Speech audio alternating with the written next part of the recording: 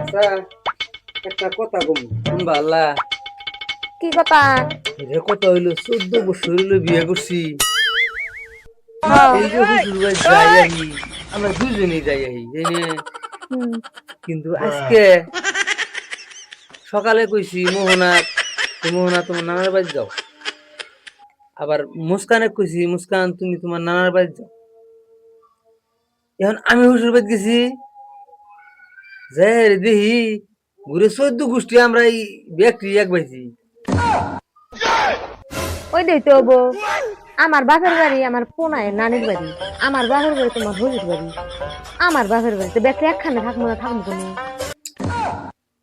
আমি তো এটা বুঝি নাই কে, এই জন্য কইলাম। আর তুমি এবার করলাম